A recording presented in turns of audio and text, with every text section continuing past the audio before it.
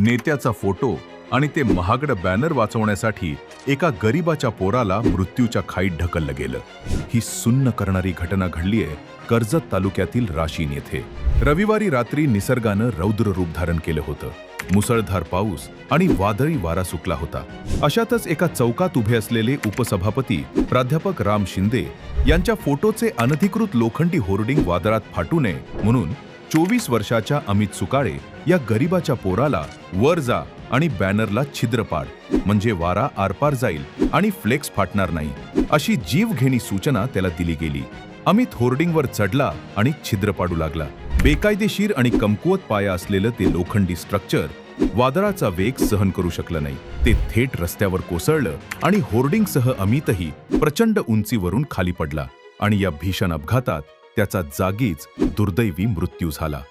एका बॅनरसाठी एका आईचा तरुण मुलगा रक्ताच्या थारोळ्यात पडला. पोलिसात गुन्हा तर दाखल झालाय, पण अमितचा जीव परत येणार का? पण मित्रांनो, ही काही पहिलीच वेळ नाही. मुंबईच्या घाटकोपरमध्येही काही वर्षांपूर्वी अशाच एका महाकाय बेकायदेशीर होर्डिंगनं वादळात कोसळून अनेक निष्पाप लोकांचा बळी घेतला होता. राजकीय नेत्यांना खुश करण्यासाठी किंवा जाहिरातींच्या पैशांसाठी नियम धाब्यावर बसून उभी केलेली ही अनधिकृत होर्डिंग्स आणखी किती निष्पापांचं बळी घेणार?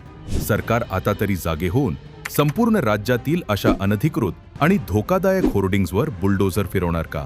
की पुन्हा एखाद्या निष्पाप अमितच्या मृत्यूची आणि नवीन दुर्घटनेची वाट पाहणार? हाच प्रश्न आता संपूर्ण महाराष्ट्र विचारतोय. मित्रांनो, या अनधिकृत आणि धोकादायक होर्डिंगच्या दुर्घटनेवर तुमचं काय मत आहे? कमेंट करून नक्की सांगा.